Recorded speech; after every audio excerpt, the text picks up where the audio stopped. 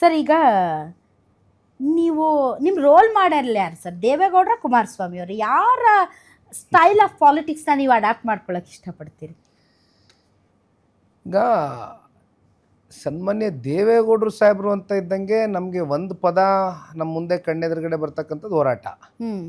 ಹೋರಾಟದ ಕಿಚ್ಚು ಇವತ್ತಿಗೂ ಕೂಡ 93 ವಯಸ್ಸಿನ ದೇವೇಗೌಡರು ಸಾಹೇಬರು ಕಮ್ಮಿ ಆಗಿಲ್ಲ. ಅದ್ರ ಮಧ್ಯೆ ನಾನು ಸ್ವಲ್ಪ ಈ ರಿಸರ್ಚ್ ಬಗ್ಗೆ ನಿಮ್ಗೆ ಹೇಳಿದೆ.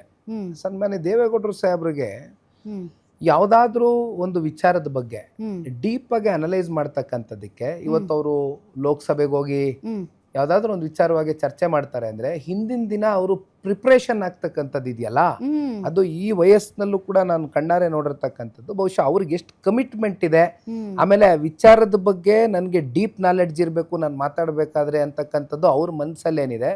ಬಹುಶಃ ಇದನ್ನ ನಾನೊಬ್ಬನೇ ಅಲ್ಲ, ರಾಜಕಾರಣಕ್ಕೆ ಬರ್ತಕ್ಕಂಥ ಯುವ ಪೀಳಿಗೆ ಏನಿದೆ ಇದನ್ನ ಫಾಲೋ ಮಾಡಬೇಕಾಗ್ತದೆ. ಯಾಕೆಂದ್ರೆ ಯಾವುದೇ ವಿಚಾರದ ಬಗ್ಗೆ ಡೀಪ್ ಅನಲೈಸೇಷನ್ ನಾವು ಯಾವ್ದಾದ್ರು ಮಾತಾಡೋದಕ್ಕಿಂತ ಮುಂಚಿತವಾಗಿ ಮಾಡ್ಕೊಳ್ಬೇಕಾಗ್ತದೆ. ಇನ್ನು ಕುಮಾರಣ್ಣ ಅವ್ರ ಬಗ್ಗೆ ಮಾತಾಡೋದಾದರೆ ನಿಮಗೆ ಗೊತ್ತಿದೆ, ತಾಯಿ ಹೃದಯ, ಜೊತೆಯಲ್ಲಿ ಅಧಿಕಾರ ಇರಲಿ ಇಲ್ಲದೆ ಹೋಗಲಿ ಎಲ್ಲರನ್ನೂ ಪ್ರೀತಿಸ್ತಕ್ಕಂಥವ್ರು. ಇವರಿಬ್ಬರ ಒಂದು ಆದರ್ಶ ನನ್ನ ಜೀವನದಲ್ಲಿ ಅಳವಡಿಸ್ಕೊಂಡು ಹೋಗ್ತೀನಿ ಮೇಡಮ್.